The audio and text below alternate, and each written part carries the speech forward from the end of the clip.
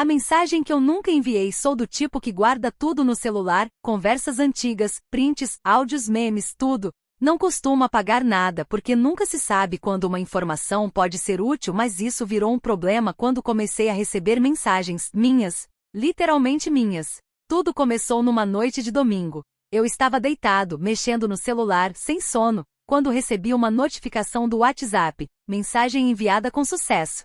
Só que eu não tinha enviado nada. Pensei que fosse bug. Abri o app para conferir e quase derrubei o celular no peito. A mensagem enviada era para um contato salvo como eu, backup, uma conversa que eu usava para guardar anotações. Só que dessa vez a mensagem era estranha, não olha para trás ainda.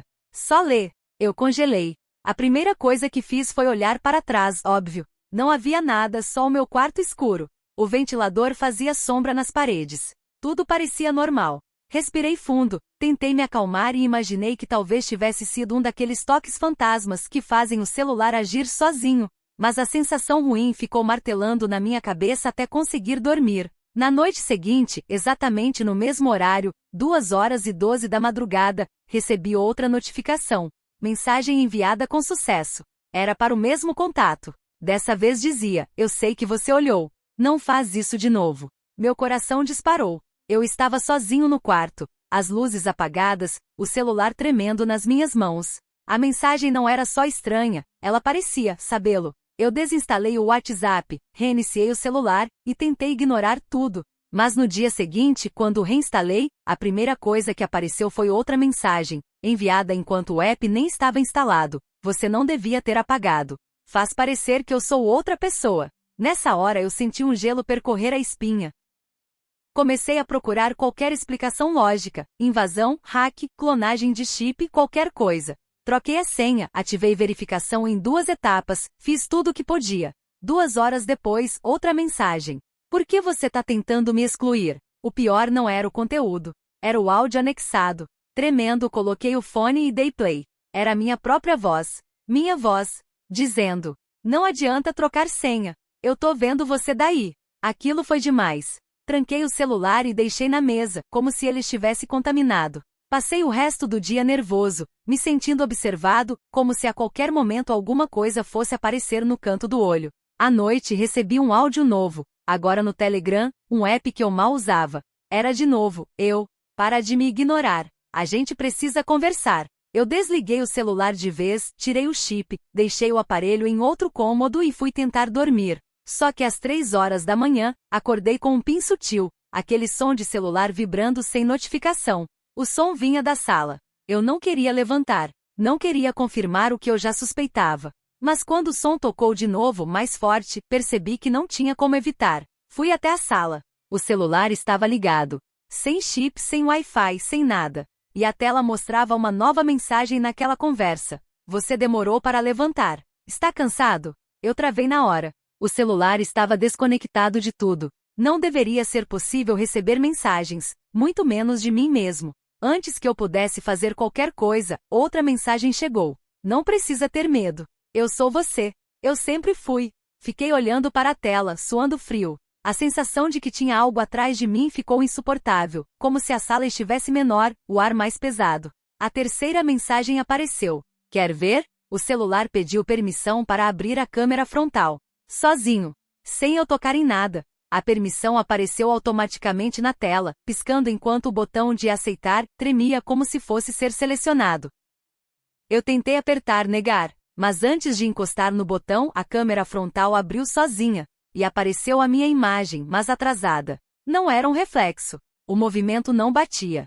Enquanto eu estava parado, a versão na tela inclinou a cabeça lentamente para o lado, como se estivesse me analisando. E então ela sorriu. Um sorriso meu, mas torto, largo demais, como uma máscara que não se encaixa direito. A câmera fechou. A tela voltou para a conversa. E a nova mensagem dizia: agora você entendeu. Eu não estou no seu celular.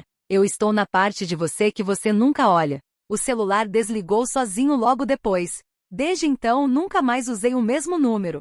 Troquei de aparelho, troquei de chip e formatei tudo. Mas às vezes, bem tarde da noite, meu novo celular vibra. Sem notificação, só um toque curto, como se estivesse testando. E temo profundamente o dia em que a primeira mensagem aparecer de novo. porque eu sei exatamente o que ela vai dizer. Você sentiu saudade de mim?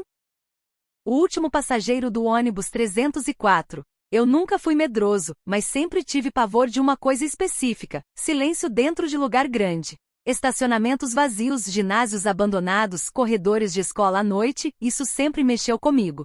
Então você pode imaginar como foi quando precisei trabalhar no turno da madrugada, saindo às 2 horas, pegando o único ônibus que ainda circulava naquela hora, o 304, circular noturno.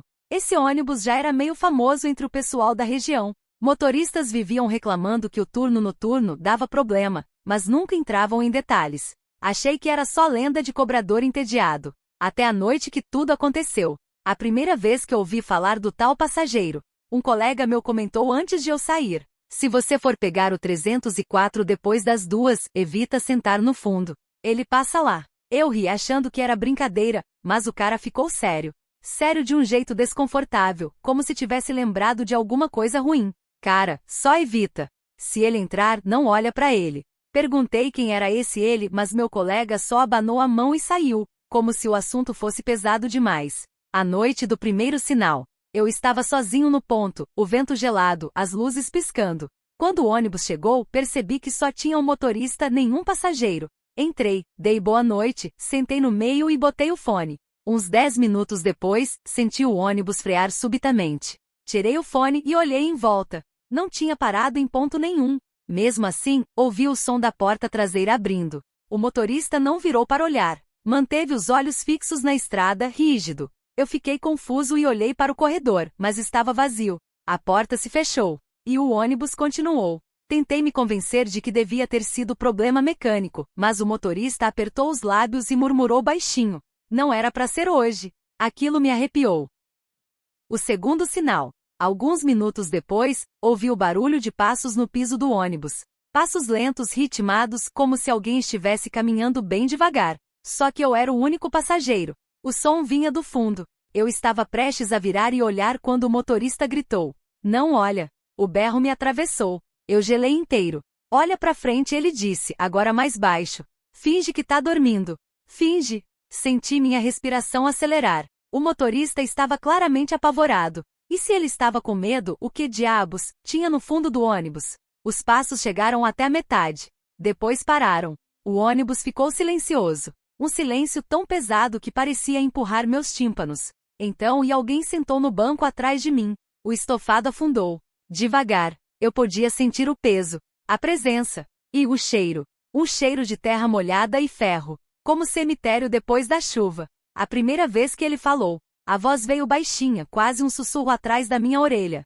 Você sentiu minha falta hoje? Eu travei. Eu nunca tinha ouvido aquela voz na minha vida, mas ela falava como se me conhecesse desde sempre. Eu estava tremendo tanto que quase caí do banco. O motorista manteve os olhos fixos na pista, suando, dirigindo mais rápido do que devia. Desculpa o atraso, a voz continuou. É que eu não sabia se você ainda lembrava de mim. Eu não conseguia responder. Não conseguia mover um músculo. Ele respirou no meu pescoço. Fria, lenta, pesada. Olha pra mim só um pouquinho. Eu cerrei os olhos com força. Meus dedos cravaram no assento. A respiração parou. Por um instante, achei que ele tinha desaparecido. Mas aí, um dedo gelado encostou na minha nuca. Passei mal na hora. Meu estômago virou. Me deu vontade de vomitar e chorar ao mesmo tempo. O motorista gritou novamente. Chega! Sai daqui! Já fez o que veio fazer. E então, como se algo tivesse quebrado no ar, senti o banco atrás de mim voltar à posição normal. Os passos recuaram para o fundo. A porta traseira abriu sozinha. Fechou. E o ônibus ficou em silêncio absoluto. A explicação que nunca fez sentido. Quando chegamos ao meu ponto, o motorista freou tão brusco que quase caí. Antes que eu descesse, ele finalmente falou. Esse passageiro pega o 304 desde antes de eu nascer. Antes do meu pai nascer. Dizem que é um homem que morreu no trajeto faz décadas. Nunca acharam um corpo. Eu tentei perguntar o que ele queria comigo, mas o motorista apenas engoliu seco. Ele escolhe alguém por noite. Sempre alguém que esteja sozinho. E não olha pra ele, entendeu? Nunca olha. Ele quer ser reconhecido. E o que acontece se eu olhar? Perguntei. O motorista demorou uns segundos para responder. Quem olha começa a ver ele em outros lugares. Que lugares? Ele virou o rosto para frente. Reflexos.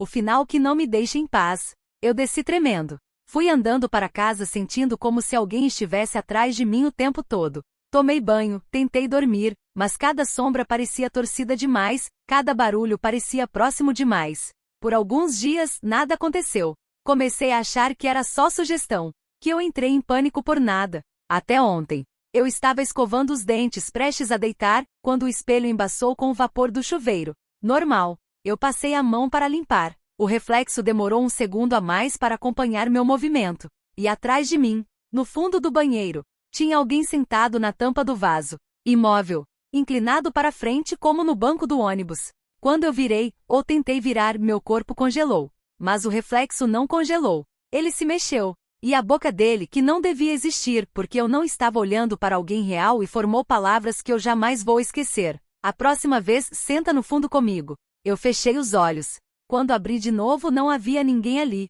Mas meu reflexo ainda parecia atrasado. Como se não fosse mais só meu. E amanhã, eu preciso pegar o 304 de novo.